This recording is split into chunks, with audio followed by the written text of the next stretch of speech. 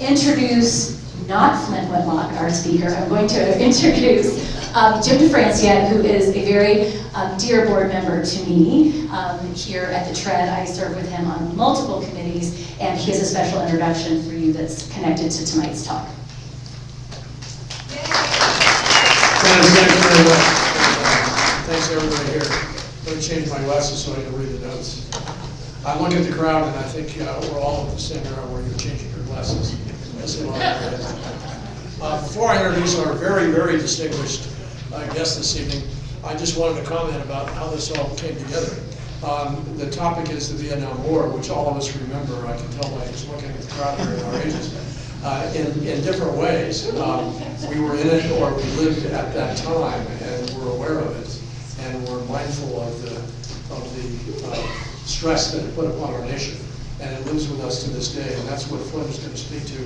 And he is a very noted historian who's got a lot of information he can share about that. He and I have been discussing this experience as well. And what is interesting is that he and I both served in Vietnam, but in very different times. I served there in 1964 and 1965, when, as a book that I left in the back, which was just published last year, notes, was a very different time. The caption says the French were leaving, the Americans arriving, and the war beginning. And it had not yet begun. In the spring of '64, there were only 9,000 Americans in all of Vietnam. That included State Department, Agriculture Department, aid advisors, as well as advisors and a military establishment that was directing supplies and strategic advice to the South Vietnamese government. When Flint arrived 2.5 years later, we were well into a full-blown war and body counts on the evening news. So we had different experiences, and he's going to tell you the impacts that that left on our nation in the many years since then, and the impacts of that war live with us yet today. At Q&A, I think we can both expound upon our individual experiences as well. Flint comes to us from Denver. He's going to present us a program about our involvement in Vietnam. He's an author of 17 books on military history, a '64 graduate of the University of Illinois.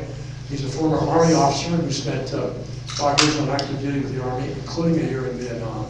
And he also was in airborne training and served in Germany, so he's got some broad military experience that matches my own. Actually exceeds it, because I didn't spend any time in actual combat. He's appeared on the History Channel and in several documentaries. He leads battlefield tours for the Smithsonian, for National Geographic, and other groups. He's lectured on various history topics on Viking cruises, and for 12 years he was editor of a national magazine called the World War II Quarterly. In his spare time, like he has done with all those achievements, he serves on the board of directors of the Broomfield Veterans Museum, and in 2021 he was the first military historian inducted into Colorado's Authors Hall of Fame. So without further ado, let me introduce Flint Whitlock for our Thank you. Are these yours, Jim? Yeah. I would have figured it out in a minute when I couldn't see the screen. It's great to see all of you here. I mentioned to Jim it looked like a VFW or American Legion Hall meeting with so many veterans here. Let me get my written portion of the script out here. I'd like to, first of all, begin by thanking Candace and her team from TRED Pioneers Museum. They do a wonderful job here. I think this is my 3rd or 4th time speaking to you here in Olympian Hall.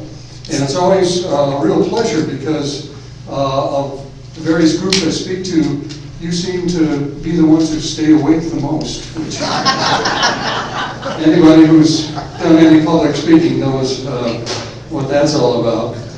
This past March, the Broomfield Veterans Museum, of which I serve on the board of directors, put me in charge of putting together an all-day symposium commemorating the 60th anniversary of the beginning of the Vietnam War, which also happened to be the 50th anniversary of the end of the Vietnam War. The symposium was titled My Time in Vietnam, Veterans' Personal Perspectives, and featured a dozen presenters who each talked about his or her experiences during the war. We had veterans from the Army, Navy, Air Force, Coast Guard, Marines. We had a nurse and a Red Cross donut dolly, as they called themselves. It was an emotional day, both for the presenters and members of the audience, many of whom were veterans or veterans' family members. I had a number of people come up to me afterwards and thank the museum for putting on the symposium and telling me how healing it was for many of them. So I'd like to begin this evening by asking all of the Vietnam veterans to stand.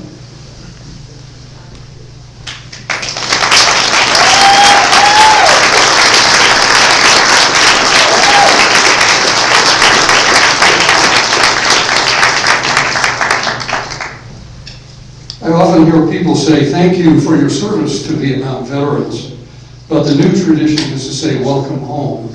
So I'd like all of you to say, welcome home to our veterans.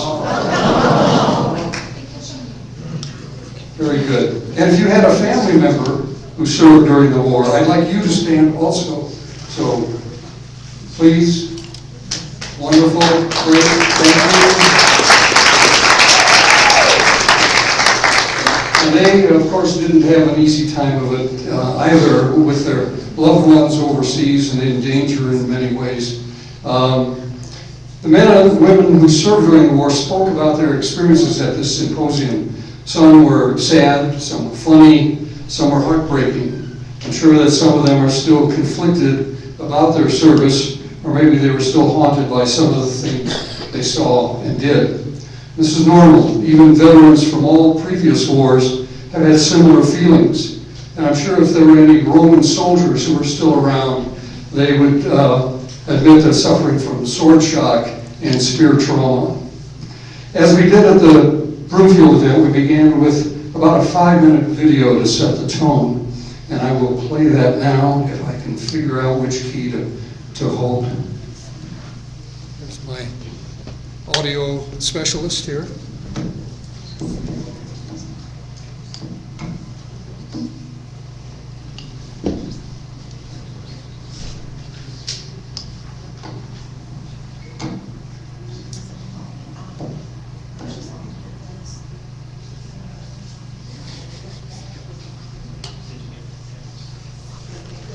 It worked during rehearsal. Good.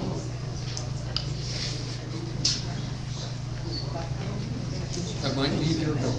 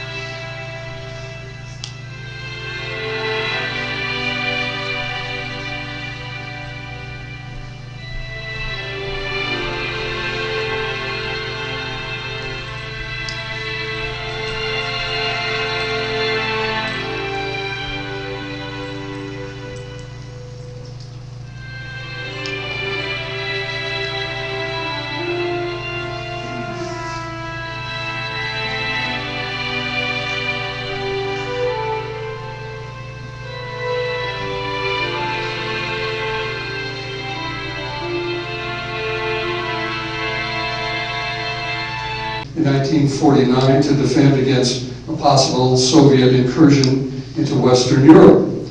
Well, to prevent a communist takeover of South Vietnam and other countries in Southeast Asia, the United States in September of 1954 created an organization called SEATO, the Southeast Asia Treaty Organization. How many of you have never heard of SEATO? Almost everybody here. Well, bad PR, I guess, on their part. Like NATO, it consisted of a coalition of nations that you see here to provide for the collective defense, and were bound by treaty to provide mutual aid if one of them were attacked. The question has become, was SEATO necessary? A popular concept at the time was the domino theory. How many of you have heard of the domino theory? Okay, more than have not heard about SEATO. That is, if one nation in Southeast Asia fell to the communists, then the entire region would fall. And so with the Viet Cong at war against the people and government of South Vietnam, the SEATO nations were treaty-bound to come to their aid. We know that the communists were not shy about using force. The Soviets had violently put down popular uprisings against their rule in Poland and Hungary. In the late 1950s, President Dwight D. Eisenhower sent a small group of military advisors to help train the South Vietnamese army to resist the communists, but without much success. Although the U.S. had supported the Viet Minh in World War II against Japan, Communist North Vietnam was now the enemy, and Ike felt it necessary to bolster the South Vietnamese. Ike, meanwhile, had his hands full dealing with Stalin and Mao.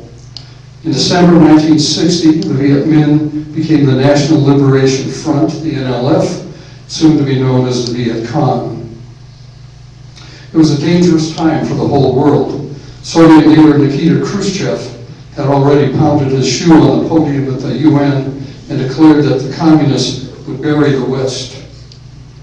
In 1961, newly elected American President John F. Kennedy declared in his inaugural address, "Let every nation know whether it wishes us well or ill, that we shall pay any price, bear any burden, meet any hardship, support any friend, and oppose any foe in order to ensure the survival and success of liberty." I remember being inspired by those words and decided to serve my country when I graduated from college. Then in 1962 came this Cuban Missile Crisis, and the world stood on the brink of World War III until cooler heads prevailed. That same year, Kennedy had sent a larger group of military advisors to South Vietnam, who would eventually number 25,000.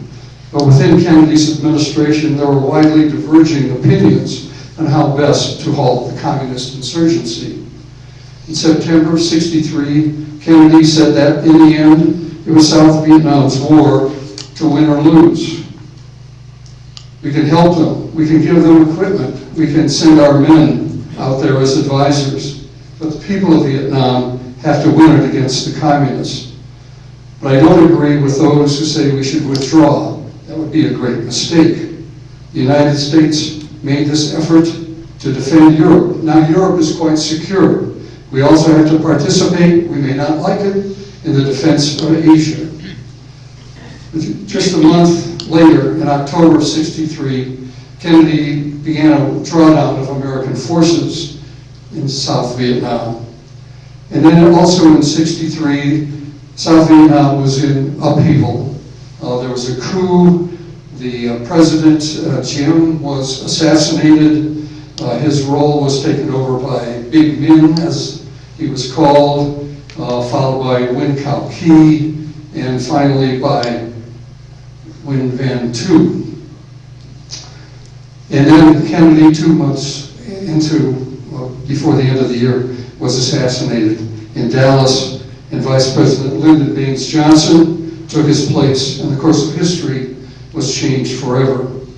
In early August 1964, an event called the Gulf of Tonkin incident occurred. Supposedly, 2 American destroyers were attacked off the coast of North Vietnam, which led to Johnson and U.S. officials to greatly escalate U.S. military involvement by heavily bombing the North. Subsequently, it's believed that misinterpreted communications led to the sending of hundreds of thousands of American troops to take over the bulk of the fighting from the South Vietnamese army. Here, the first contingent of American ground troops is shown arriving near Da Nang in March 1965. Some advisors proposed that Johnson invade North Vietnam, but others feared that doing so would provoke the Chinese into sending their troops, as it happened in Korea. From 1965 to 1968, we won and the communists lost every major battle. Initially, the majority of Americans supported the war effort, but as time went on and casualties mounted and victory seemed elusive, many Americans began protesting the war. The military draft was especially unpopular among the young. By 1968, despite having been militarily defeated throughout South Vietnam for 4 years, the desperate communists decided to make one last throw of the dice and planned for a spectacular offensive that they hoped would cause the Southerners to rise up, join the North, and expel the Allies. That operation was called the Tet Offensive. It was launched on the 30th of January 1968 during the Lunar New Year festivities all across the South and into the major cities. By all accounts, the communist offensive, although a tactical surprise, much like the Germans' last gasp effort to stop the Allies during the Battle of the Bulge in December of 1944, was a military disaster. Except for a few places, such as Hue City and the Cholan district of Saigon, the VC and NVA were quickly defeated, and the South Vietnamese countryside, which had once been infiltrated by the communists, was securely back under government control. As luck would have it, I arrived in South Vietnam the day before the Tet Offensive began, and as a result of the chaos the attacks caused, my assignment as a supply officer at an infantry division out in the field was changed to a desk job in the air-conditioned office building of 1st Logistical Command Headquarters, that wonderful building you see there. I consider myself the luckiest officer to have served in Vietnam. And I should also mention that the first letter I got from my wife back in the States, mail, because of the Tet Offensive was totally messed up. It was about 2 or 3 weeks before any of us got any mail in Vietnam. And the first letter said, guess what, you're going to be a father. So my daughter was born while I still had a few months to go at the end of my tour. However, the American news media portrayed Tet as a communist victory. The American media's negative reporting added to the national trauma, causing many Americans to become disenchanted with General Westmoreland's leadership and earlier pronouncements that the end of the war and an Allied victory was within sight. In February of '68, a month into the Tet Offensive, Walter Cronkite, the most respected American news anchor, reported from Vietnam to say that we were mired in stalemate seems the only realistic yet unsatisfactory conclusion. American public support for the war seriously eroded after Cronkite's pronouncement. President Johnson decided not to seek re-election, and he was succeeded by Richard Nixon, who promised to end the war. But like Trump promising to end the Russia-Ukraine war on day one, the Vietnamese War did not end immediately. It went on for another 6 years. It was not until 1972 that the drawdown of American forces began in earnest. Our military effort officially ended on March 29, 1973, after the Paris Peace Accord was signed.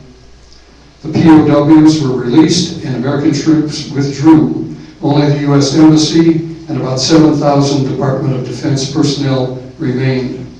After the last American forces pulled out, the communists renewed their efforts to take over all of South Vietnam, which they did. The South did its best to resist without U.S. help, but in April 1975, the VC and NVA overran Saigon, and then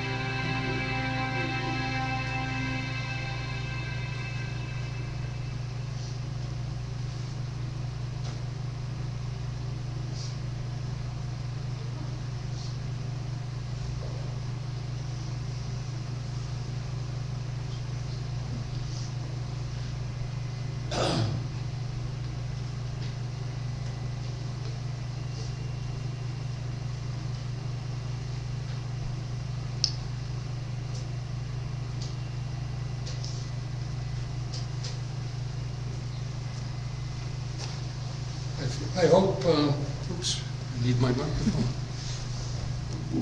I hope you found that emotional and healing as well. I'd like to spend the next half hour or so giving you a summary of events that led up to America's involvement in Vietnam and why and how that involvement ended. So let's begin with a little history lesson. Don't go to sleep on me. There will be a quiz later and it will count for half of your grade, so stay awake. The road to America's involvement in Vietnam began with the end of World War II.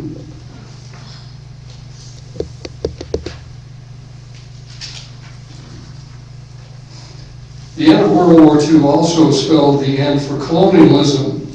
Britain lost India, and Belgium's, Holland's, and France's overseas holdings were also headed for independence. Part of French Indochina became Vietnam. FYI, the traditional spelling is Vietnam, 2 words, which means people of the South, that is, south of China. France had colonized Vietnam in 1887, along with Siam, which became Cambodia, and Laos to create French Indochina. But the locals had always chafed under the control of a foreign power. In the 1920s and 30s, the idea of communism was spreading rapidly and found support among Vietnamese radicals. The founding of the Communist Party of Vietnam in 1930 was an important milestone in Vietnamese history. During World War II, the Japanese invaded and took control of most of Southeast Asia, with guerrilla forces doing battle with their occupiers. The American OSS, the forerunner of today's CIA, sent in advisors to help the Viet Minh guerrillas in their battle against the Japanese. After the war, the French came back, ready to resume their role as controllers and occupiers of Vietnam. But the Vietnamese were having none of it. Ho Chi Minh, head of the Vietnamese Communist Party, asked the U.S. for help in kicking out the French, but the U.S. declined. After all, the French were our oldest allies and the communists were, well, communists.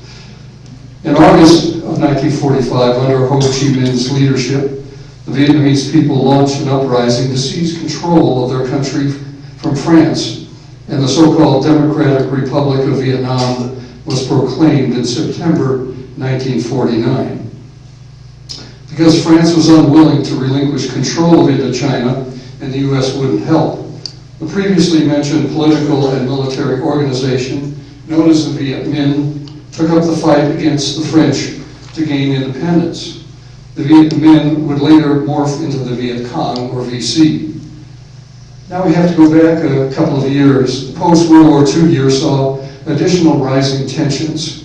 The Soviet Union gained control of much of Eastern Europe, and along with Red China, which had just won a civil war, was seeking to expand communism in the East. A clash with the Western democracies was inevitable. The Korean War saw how this battle of Cold War ideologies could quickly escalate into a hot war.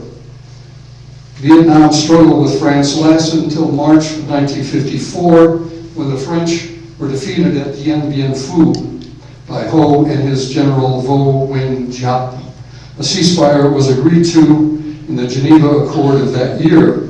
According to the Geneva Accord, the country was temporarily divided along the 17th parallel into 2 territories, North and South Vietnam, which were expected to be reunified 2 years later following a general election. The U.S. and South Vietnam did not sign the accord, and the elections never took place. South Vietnam became ruled by a corrupt pro-U.S. government in Saigon. You all know about NATO, the North Atlantic Treaty Organization that was formed as a mad rush to escape. To keep valuable American equipment from falling into enemy hands, much of it was destroyed. Tens of thousands of South Vietnamese civilians who survived the war did their best to escape the terror that was coming. Many found refuge in the U.S., you may recall, the Vietnamese boat people. But thousands more became victims of communist terror. Those who weren't killed spent years in re-education camps. During 2 decades of fighting, over 2 million Americans served in Vietnam. More than 58,000 died, including 650 Coloradans, and over 300,000 were wounded. The communists lost much more, upwards of 1 million killed. Yet they were successful, and we were not. So why not? After all, no other nation had the quality, quantity, and military capabilities that we had. Large, well-trained forces could be deployed anywhere, and no one could match the expertise and training of our fighting men. Because I served with the 1st Logistical Command, I saw firsthand how well supplied our troops were with every physical need: food, ammunition, vehicles, petroleum products, uniforms, medical supplies, everything. While the enemy often went hungry, we had the best fed force in the world, and no nation could care for its soldiers as quickly and as expertly as we could. In short, the U.S. had the strongest, best trained, and best equipped military force in the world. We had even put men on the moon, and just 20 years before, we had won the biggest, baddest world war in history. There was nothing we could not do if we put our minds to it, or so we thought. We were too confident. It was called hubris, a sense that we, as Americans, could accomplish anything. And after all, we wore combat boots. The enemy wore sandals made out of old tires, for crying out loud. North Vietnam was a small, backward country with limited resources. Hey, everybody thought, we're the USA, we're #1, we can do it. After hubris came another factor, the lack of a winning strategy. We became unfocused on victory. Lyndon Johnson's desire to have both guns and butter, fighting communism in Southeast Asia and building a great society at home with the least amount of sacrifice for the American people, meant we would accomplish neither. But again, hubris meant we thought we could accomplish both.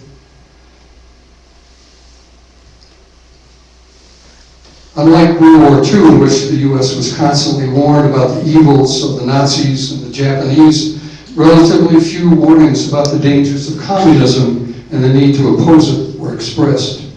I don't ever recall seeing these particular posters.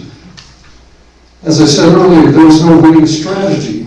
Invading or defeating the North was never the end game, for fear that the Soviets or Red Chinese would intervene. We just wanted the North to stop attacking the South. It was kind of like a football coach telling his team, okay, man, let's go out there and play for a tie. I think the third reason we were not successful was because of the increasingly overwhelming amount of negative news coverage. Now, there's no bigger fan of free press than I, but in this case, I think it hurt more than it helped. In World War II, the news was always tightly controlled to keep up the home front morale. But in Vietnam, reporters were permitted to go anywhere and report on anything. The result was that the people at home were subjected to a constant barrage of negativity. Here are perhaps the 3 most enduring images that most people still retain about the war. The Buddhist monk who set himself on fire in Saigon, the Saigon police chief who executed a captured Viet Cong soldier on camera, and the children running screaming from their village that had just been accidentally bombed by friendly forces. It's impossible to unsee these images. During World War II, images of enemy atrocities like this mass grave in Poland were plentiful. It was propaganda, sure, but it helped us win the war by strengthening our resolve to be victorious.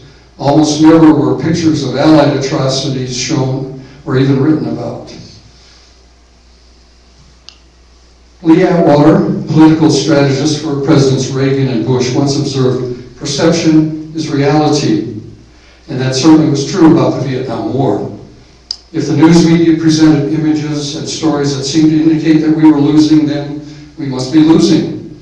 I recently came upon an excellent but little-known book by Martin Hertz of the School of Foreign Service at Georgetown University, in which he really takes the news media to task. Here are just a few excerpts from that book.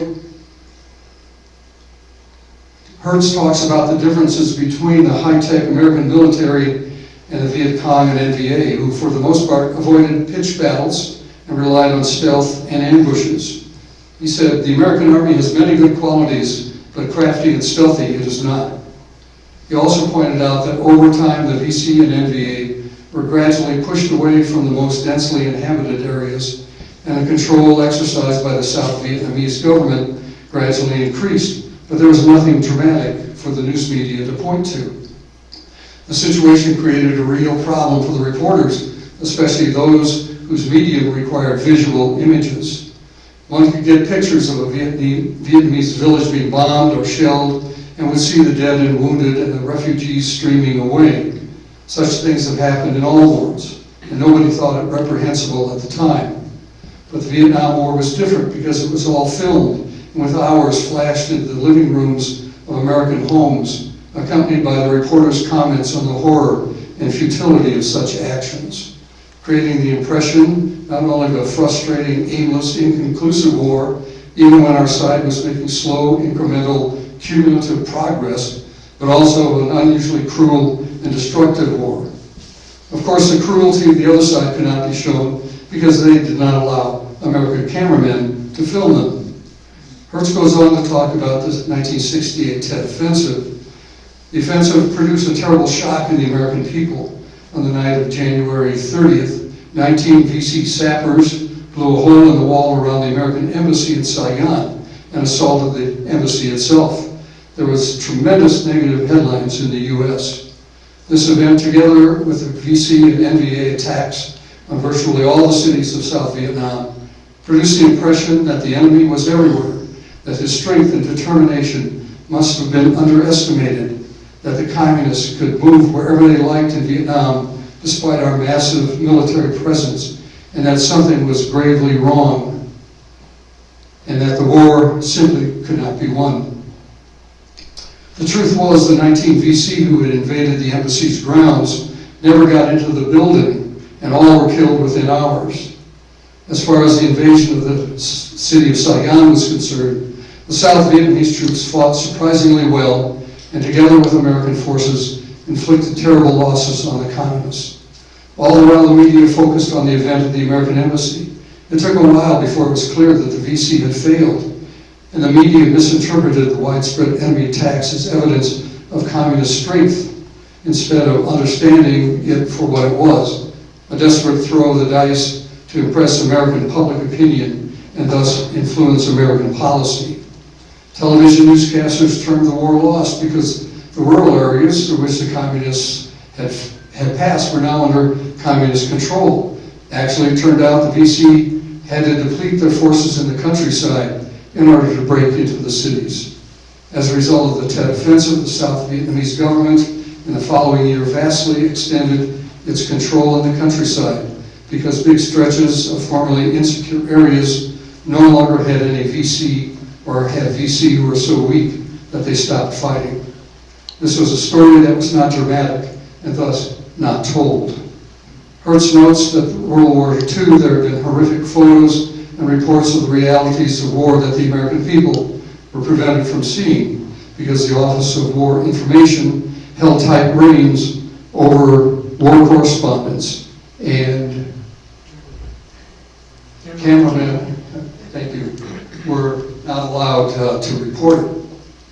Only stories and images of the dastardly deeds of the Germans and the Japanese, what they were doing to civilians and Allied soldiers, were allowed to be shown or written about. During the Vietnam War, there was no OWI, and therefore the news media was allowed to print and broadcast whatever it wanted without any checks to even determine if it was accurate. Hertz says, so the Tet Offensive, while objectively clearly a defeat for the NVA and VC, was subjectively perceived in the United States as a defeat for the US and its South Vietnamese ally, and this had very important consequences. Not only was our side, and not the side of the enemies, shown in the most distasteful light, but the pictures of death and destruction, of refugees and civilian suffering, juxtaposed against the earlier optimistic claims that had been made about the progress in the war, created a wave of revulsion and pessimism. As Hertz says, it did not matter that the enemy had lost huge numbers and and that the civilian populace did not rise up in support of their so-called communist liberators. In the eyes of America, it was their own boys who were the bad guys, and the sooner we abandoned our South Vietnamese allies and left them to the unmerciful mercy of the communists, the better. To close Hertz's view, he said that the real war crime was getting out when we were on the verge of victory. As a historian, I live in the past. I like to see how events unfolded previously and then contrast them with current events. During World War II, to show that everyone was backing the war effort, the news media frequently showed movie stars and sports heroes engaged in the fight. In Vietnam, about the only celebrity who gained any notoriety was Jane Fonda. And then in this famous photo, or infamous photo, in which she looks as though she was about to shoot down American pilots. Very few movie or sports stars ever spoke out publicly in favor of victory in Vietnam. As a result of all the negative publicity, the anti-war movement, which had started out small, began to grow, and support for the war began to fade. The 1968 Democratic National Convention in Chicago erupted in protests and violence. Here, thousands of Americans are protesting the war outside the Pentagon. No such mass demonstrations ever occurred during World War II because fighting and winning the war was never depicted as anything other than essential. As I mentioned earlier, we lack the will to win. Vietnam had long resisted attempts by foreigners to rule it. The North had a greater will to win than Cito did, no matter how heavy the price of victory was. And perhaps more importantly, they were fighting on and for their homeland. I think we can draw a parallel with our own Revolutionary War, in which we were fighting on and for our homeland against the greatest military force in the world at that time. So I guess you could call Ho Chi Minh the George Washington of Vietnam. The Democratic Republic of Vietnam was renamed the Socialist Republic of Vietnam in April 1976. And in 1977, Vietnam became a member of the United Nations. Saigon was renamed Ho Chi Minh City, and the U.S. recognized the Vietnamese government in 1995. In the intervening years, many American veterans, including myself, have returned to Vietnam to find a prosperous country that is now one of America's major trading partners, and people who warmly welcome their one-time enemy. Swords have truly been beaten into plowshares.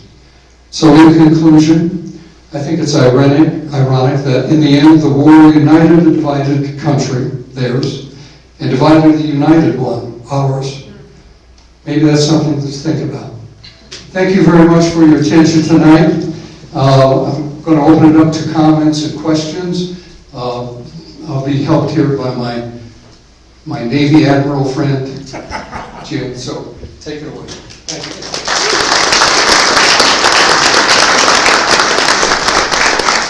I was not an admiral, I'm a commander, but I do point out that commander is the rank held by James Bond. So,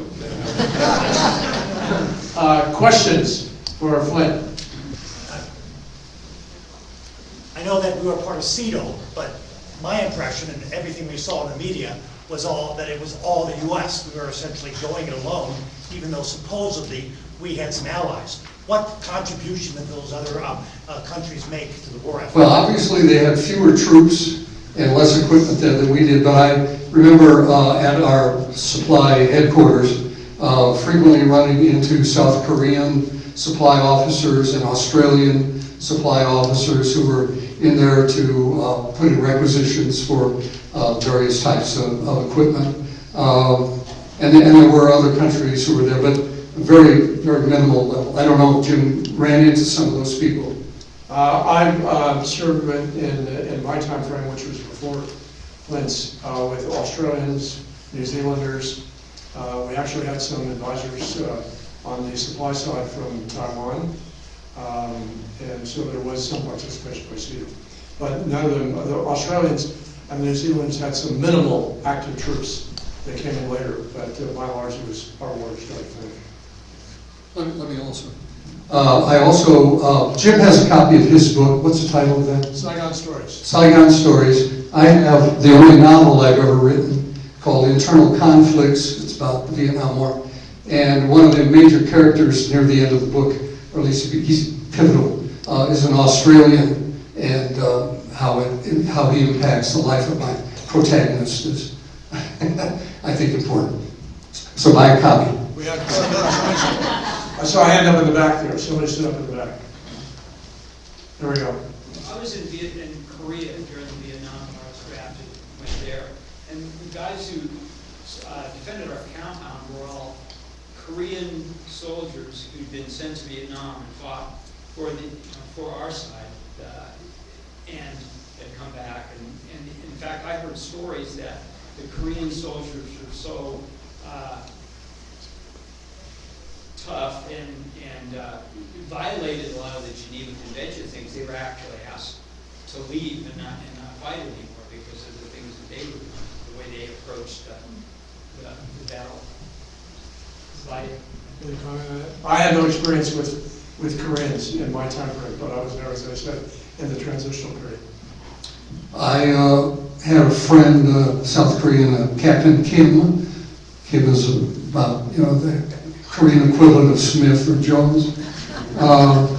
And I had nothing but good relations with him. He never talked about any of his troops violating the Geneva Convention, but I wouldn't be surprised that a lot of that went on. My wife has a cousin who recently passed away who was with a helicopter squadron or battalion, whatever they were, and one day he was told that he wasn't a pilot or co-pilot, but he was told to take 2 Viet Cong up in the helicopter, and they pushed one of the Viet Cong out of the helicopter in order to encourage the survivor to talk. So that stuff went on. It was a nasty war. This lady right here in the middle. Yep.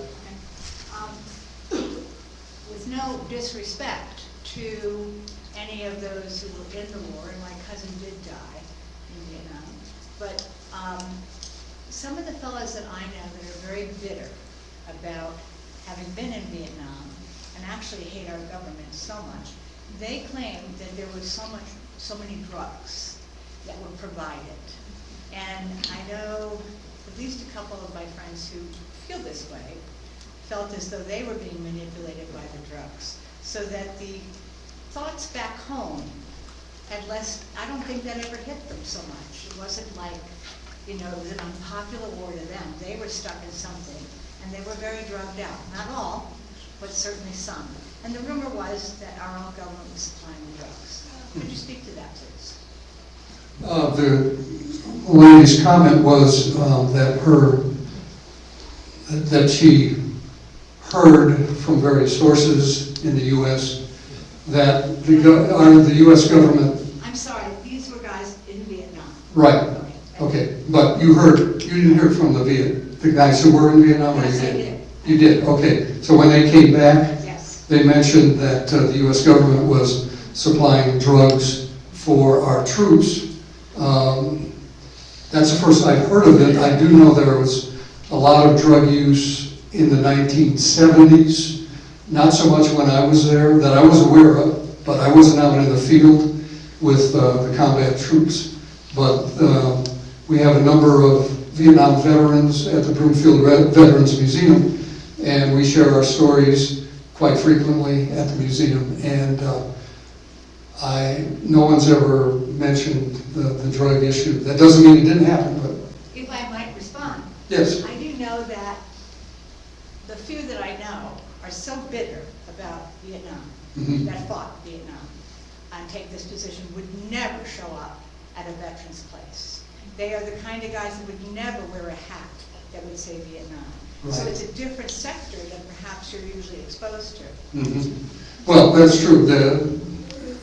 What you say, I think, is accurate, that many of the veterans who came home from the war were bitter about their experiences, were traumatized by their experiences, and never looked upon what they did as being important or essential or even good. Like you said, the people that I hang out with at the Veterans Museum wouldn't necessarily be of that class. So thank you for that. Yes?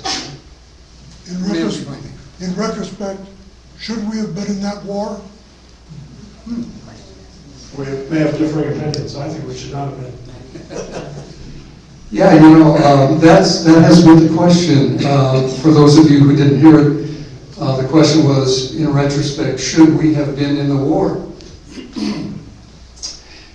And it's a very difficult question to answer because I presented the build-up to why we got there. It wasn't a straightforward, Germany attacking Poland or Japan attacking Pearl Harbor. There were a lot of little subplots that all were a part of the decision-making. And I think, obviously we'll never know if, we should have been there or not. I think we went over with the best of intentions to stop communism in Southeast Asia and to give the Russians and Red Chinese a warning shot across the bow that says, we're willing to invest lives and money and material to stop communism. So don't you think about invading Europe or Japan or some of the other countries that were on the communist target list. So, Jim, you might have some thoughts on that. Well, I think Flint spoke to it when he talked about the lack of strategy. We didn't really seem to have a defined plan, in my experience, and those of my classmates from Navy. As to the end, a story I often tell is that Cynthia and I went back to Saigon 40 plus years after the war was over, and I always say, when I was asked by my fellow military veterans, they'd say, well, what was it like? And I said, well, I landed, I flew on an Air Vietnam, and I got points on my Delta account for that. And then I landed, and a taxi picked me up, and it was a Ford vehicle. And then I went to a Hyatt hotel, where I had a FedEx waiting for me, while Cynthia went across the street to the Verizon store to have her phone looked at. So I guess we won. It's a real change. And then I look back on what the experience I had when I arrived, which was in January of 1964, we only had 9,000 Americans in the entire country. And that included agriculture advisors, aid personnel, NGOs that were working with the local people, and a military advisory group and a supply group. And by the time I left in July of 1965, we had 50,000 troops. And then it went up from there. And when I was there in the summer of '64, we had a single sailor who was killed in a Viet Cong attack on a group waiting to go into the U.S. Embassy to get visas. He was there with his Vietnamese wife. And for a single sailor, we had a joint service color guard with full honors, music. The ambassador was there. General Westmoreland had not yet taken command. All the ABC, CBS, NBC newsreels were running for a single sailor. And by the time I left in '65, we were getting body counts on the evening news. It's a war that kind of crept up on us. And my last comment on this would be my personal experience was that I graduated in June of '63, just a year ahead of Flint. I'm from Navy, and he was graduated from Illinois and about to enter the Army. A billet came up when I was in the supply school, Navy supply school, which was then at the University of Georgia. And a billet came up, two billets actually, in October of '63 when we were finishing in about 2 months, in this place called Saigon, which nobody knew anything about, including me. And we're like, what is that? I investigated, well, it's shore duty in Southeast Asia. That sounded more romantic than a destroyer in the North Atlantic, so I thought I'd go for that. And picked it. But then 2 months later, when and as was pointed out in Flint's presentation, President Kennedy in early October had indicated a drawdown and diminishment of our engagement directly in South Vietnam. But I got orders instead to go to a troop transport all Marines to the Pacific. And then in January, I got orders saying that the billet in Saigon had been reinstated, and we were building up our forces. So it's a war that seems like we walked into without the grand strategy that Flynn made a point of in his presentation. That's my own comment about why I think we made a mistake. As we look at it today, it's Steamboat Springs. Anyone else back there? So what do you know about the government in Vietnam today? What about the government of Vietnam today? They are communist, but they have certain capitalistic leanings. We are, as I mentioned, a major trading partner with them.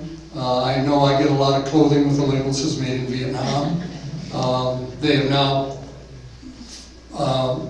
built their first cars for export. I saw one up in Canada 2 weeks ago. And what is that car?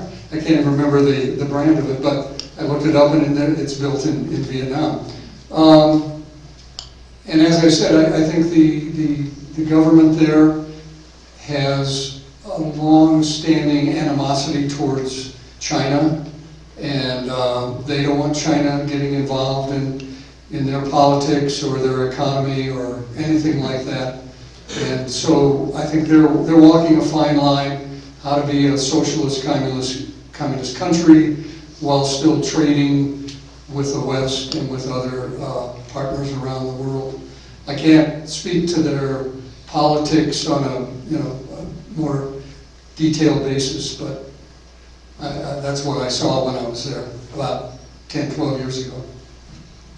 I would add to that while it is a communist government, it's a communist party government. I spent 5 years in China, about 20 years ago as well. I lived in Shanghai. And it's a one-party government. It's like Alabama, that way. It's one party. And I do not characterize them as communists. Neither the Vietnamese nor the Chinese I've encountered in the last 30 years, they don't know Karl Marx from Groucho Marx. It's not communist in that sense. It is a one-party authoritarian government and quite nationalistic in their interests.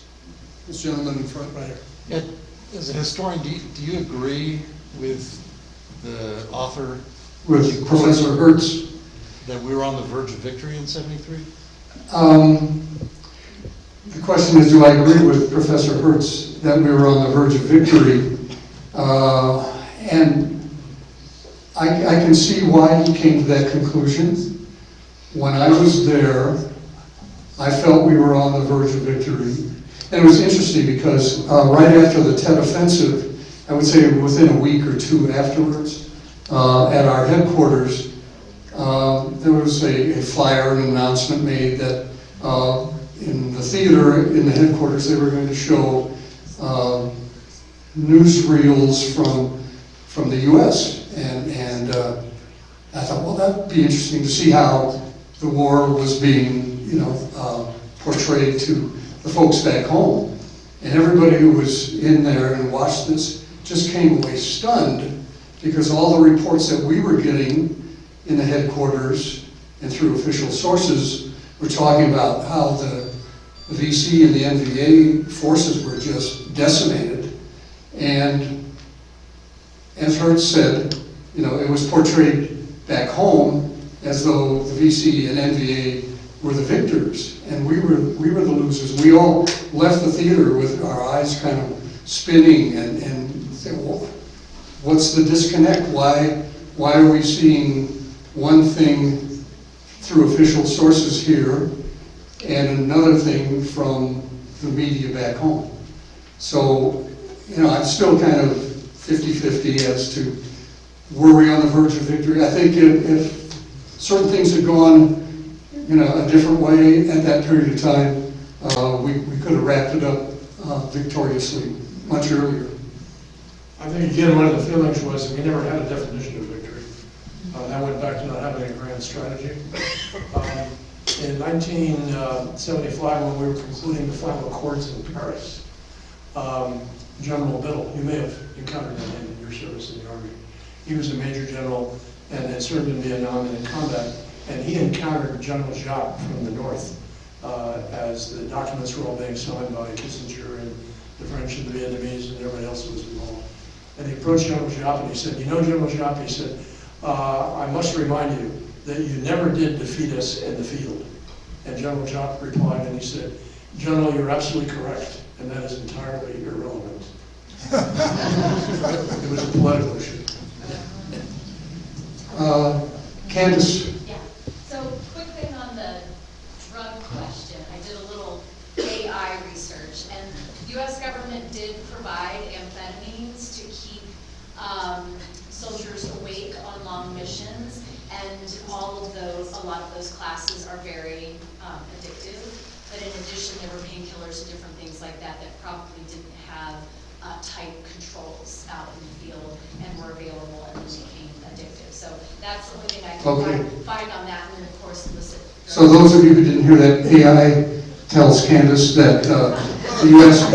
government did provide amphetamines, kind of pep pills, to keep the troops alert when they were out in the field and on long missions, things of that sort. So. But my question was, when you look back at the cost of war, and this kind of goes to Jim, your comment about no real strategic plan. When we were looking in the beginning at what we were trying to gain versus the losses on not only the loss of life and financial and the cost to run a war and everything else, that war or any others that you would want to comment on, do you feel that the original intent, that the people that made the decisions, that the generals that were involved would agree that it was worth all of that sacrifice? Because I know we ask a lot of that now, trying to end wars that don't have a major, major benefit to the world or to this country. Yeah. What she said. Hand me the microphone. Help me out on that. He outranks me, so I'll let him answer that. Restate that in two sentences, because you had a lot in that. Just basically, looking back on this particular war, do you feel that the original intent was successful given all of the casualty, all of the turmoil, and all the costs? I think if the original intent was to see that Southeast Asia did not succumb to communism in the sense of dominance by China, it was a success. The question is, could it have been achieved in another way, and the loss of considerably less than 50,000 American lives, which I'm in that school. When I was there, what I perceived, as did my compatriots at the time, and we often had a lot of scholarly debate about this, was that the South Vietnamese were themselves divided. Fully a third of that population supported the North, but their motivation was one of unification and independence. And another one-third favored the South because they felt that there was greater security and democracy, although they didn't have one at that time, it was a military government. And the middle third was kind of waiting to see how it went. So we didn't have a right strategy. I don't think they had it either. Do you want to comment on Roosevelt's anti-recolonization view, and then Truman backing away from that and allowing the French back into Indochina, and Ho Chi Minh attempting to deal with Truman rather than with Stalin? I'll offer a first comment, although he's the historian, from my own experiences and studies. In 1948, we were primarily focused on establishing NATO, and we were attempting to establish a unified European and a secure Europe to avoid Russian expansion. And the French were not inclined to join NATO. De Gaulle did not wish to join NATO. He didn't believe in relying on allies. He didn't believe that anybody with nuclear power would use it for any purpose other than for their own defense. And so he was going to go his own way. He was also very 19th century. He was all for reestablishing the colonial empire of the French. We chose to look the other way when they went into France, into Indochina. The French went into China in exchange for his agreeing to join NATO. That was never joined. No, France did join it. Eventually, they joined NATO, and we let them go so that we didn't alienate them. And they did back out of NATO. We had to move a lot of bases in France into Germany and what have you, but eventually the French got into NATO. But it was to pacify de Gaulle and French motivations at the time, and avoid disruption in Europe when we were trying to establish a unified front against the Russians. So, and if you look at Vietnam in that context, the oldest non-government organization in Vietnam is called the Vietnamese American Friendship Society, established in October of 1946. When we were telling Ho Chi Minh, we didn't really have any particular interest in helping them. Yes, sir. Toward the beginning of your video, you showed the Gulf of Tonkin incident, and which was kind of our justification for getting in. But that was to a large extent a misrepresentation of what happened, and even though I know the media turned on the Vietnam War, they were using the media to garner support for the Vietnam War. Right. Yeah, the Gulf of Tonkin, I think it just came out in the last few years that the whole premise was flawed, that North Vietnamese really didn't attack the two destroyers in the Gulf, and but it was reported to President Johnson that had happened, and so he and Westmoreland and McNamara all said, well, we're going to teach them a lesson. We had, the U.S. had been bombing North Vietnam for some months prior to that, and we're going to step it up, and then we're going to bring troops in.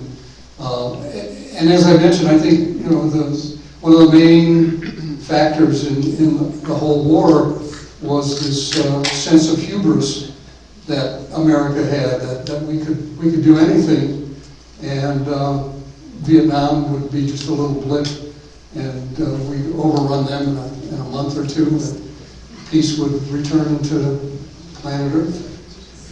Okay, last question here. Yes, sir. So as we're getting further and further away from the dates that this war happens, and as we're getting further away from in-the-moment opinions, how should Americans learn about the Vietnam War, and how should we properly remember your service and sacrifice? I'll start with the latter one. I think for all of those who served in Vietnam in any number of capacities, Army, Navy, Air Force, Marines, Coast Guard, the nurses, the medics, the combatants, the logisticians, they did so at the behest of their country, right? And they should be remembered for that, and respected for that, and appreciated for that. And it was a painful memory, even when I came back in the summer of '65. People didn't even know what we were doing there. They weren't diminishing you or spitting on everything, but a few years later they were. And it wasn't the military's fault or anybody else's fault. We just did what our government asked us to do. So I think one lesson we learned out from this war is that when we dispatch our military to do whatever they are asked to do, they are doing it out of loyalty to our government and to our nation. And they do not bear the brunt of what may have been an error, right? There's no reason to castigate them for that, right? So I think that's one of the biggest things that we learned from that war. The other part is what I closed with, which is that war divided a united one, and we remain so because there has been reluctance ever since then to engage in other conflicts, from Afghanistan to Iraq to who knows what's around the corner in Venezuela. And in remembering that, we have to do what we can to try and stay united. But no matter what, there's no reason to ever blame the military for doing what they're asked to do, ever. Thank you all tonight.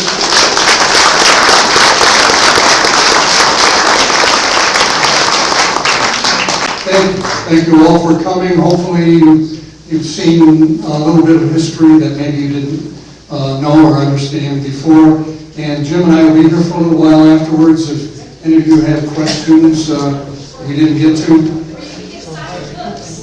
And we will sign some books back here if you care to buy books, and proceeds go to the museum. So again, thank you. Drive safely home. Thank you. Thanks, everybody.